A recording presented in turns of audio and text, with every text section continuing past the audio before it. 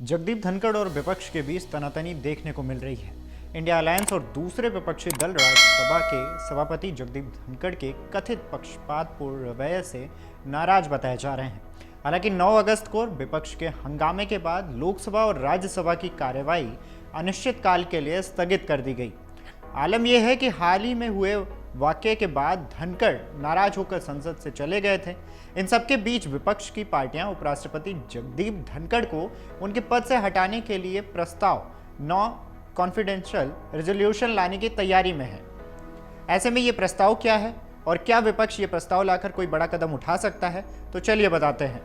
Media reports की माने तो नाराज विपक्षी पार्टियों के सांसदों ने, जिनमें इंडिया अलायंस शामिल है, उनके 87 सांसदों ने उपराष्ट्रपति जगदीप धनखड़ को उनके पद से हटाने के प्रस्ताव पर दस्तखत किए हैं। सूत्रों की माने तो विपक्ष ने 2 दिन पहले सदन के नेता जेपी नड्डा को अनौपचारिक रूप से बताया है कि वो उपराष्ट्रपति को हटाने के लिए एक प्रस्ताव पेश करने पर विचार कर रहे हैं। सूत्रों के मुताबिक नोटिस की टाइमिंग पर चर्चा और फैसला होना अभी भी बाकी है। यही नहीं, आपको ये भी बता दें कि उपराष्ट्रपति जगदीप धनखड़ के खिलाफ प्रस्ताव लाने के पीछे विपक्ष का सबसे बड़ा तर्क यही है कि वो राज्य शिक्षा में पक्षपातपूर्ण रवैया अपना रहे हैं। आरोप है कि उनके इशारे पर नेता विपक्ष का माइक्रोफोन बार बार बंद कर दिया जाता है, संसदीय नियम कायदों का पालन नहीं किया जा रहा है और विपक्षी सांसदों पर व्यक्ति टिप्पणी की जा रही है। एक दिन पहले ही जगदीप धनखड़ और इंडिया अलायंस के नेताओं के बीच काफी नोकझोंक हुई। दरअसल समाजवादी पार्टी की सांसद जया बच्चन और जगदीप धनखड़ के बीच तीखी बहस हो गई। जया बच्चन ने सभापति के टोन पर सवाल उठाया तो उन्होंने भी साफ कहा कि इस तरह के व्यवहार को किसी कीमत पर बर्दाश्त नहीं करेंगे।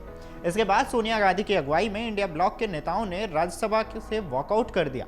सदन से बाहर निकलने के बाद प्रेस कॉन्फ्रेंस को संबोधित करते हुए आरोप लगाया कि जगदीप धनखड़ राज्यसभा में विपक्षी पार्टियों को वैसा महत्व नहीं दे रहे हैं जिसकी वो हकदार हैं। कुछ दिन पहले भाजपा के घनश्याम तिवाड़ी द्वारा खरगे पर की गई व्यक्तिगत टिप्पणियों को लेकर विपक्षी दलों और सभापति के बीच चल रही तीखी बहस पर अपनी बात रखनी चाहिए थी।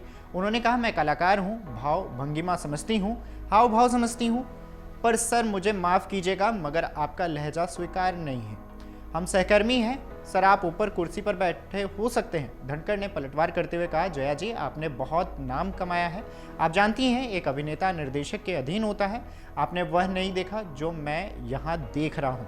मुझे स्कूलिंग नहीं चाहिए। मैं एक ऐसा व्यक्ति हूँ जिसने विशेष प्रयास किए हैं और आप मेरी टोन पर सवाल उठाती हैं। बस इतना ही काफ़ी है। नड्डा ने विपक्ष की आलोचना की और मांग कि उन्हें धनखड़ से माफ़ी मांगनी चाहिए। अब बड़ा सवाल यह है कि उपराष्ट्रपति को कैसे हटाया जा सकता है, क्या नियम है। इसके पहले जान लीजिए कि आखिर उपराष्ट्रपति कौन होता है। उपराष्ट्रपति राज्यसभा के पदेन सभापति होते हैं और उच्च सदन को नियमों को और परंपराओं के मुताबिक सुचारू रूप से चलाने के लिए जिम्मेदार होते हैं। उन्हें राज्यसभा के सभापति पद से तभी हटाया जा सकता है जब उन्हें भारत के उपराष्ट्रपति के पद से हटाया दिया जाए। इसके लिए भारतीय संविधान के अनुच्छेद 67 में उपराष्ट्रपति की नियुक्ति और उन्हें पद से हटाने से जुड़े तमाम प्रावधान किए गए हैं। संविधान के मुताबिक उपराष्ट्रपति को राज्यसभा से सभी तत्कालीन सदस्यों के बहुमति से पारित और लोकसभा द्वारा सहमत एक प्रस्ताव के माध्यम से उनके पद से उन्हें हटाया जा सकता है। हालांकि प्रस्ताव में पेश करने के बारे में 14 दिन का नोटिस देना अनिवार्य है। संविधान के अनुच्छेद 67B में कहा गया है कि उपराष्ट्रपति को राज्यसभा से एक प्रस्ताव जो सभी सदस्यों के बहुमत से पारित किया गया हो और लोकसभा द्वारा सहमति दी गई हो के जरिए उनके पद से उन्हें हटाया जा सकता है। लेकिन कोई प्रस्ताव तब तक पेश नहीं किया जाएगा जब तक कि कम से कम 14 दिनों का नोटिस नहीं दिया गया हो जिसमें यह बताया गया हो कि ऐसा प्रस्ताव लाने का इरादा क्या है। उपराष्ट्रपति को उनके पद से हटाने का प्रस्ताव केवल राज्यसभा में ही पेश किया जा सकता है, लोकसभा में नहीं।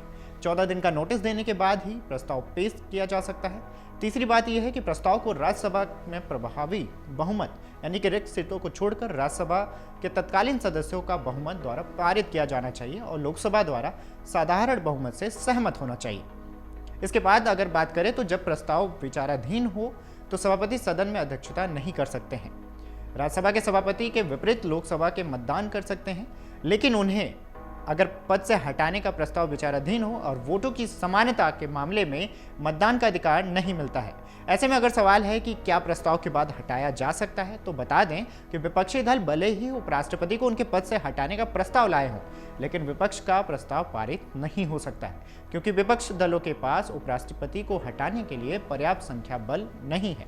अगर आप ये वीडियो YouTube पर देख रहे हैं तो हमारे चैनल को सब्सक्राइब करें और बेल आइकन को दबाना ना भूलें। अगर आप Facebook पर ये वीडियो देख रहे हैं तो हमारे पेज को लाइक करें।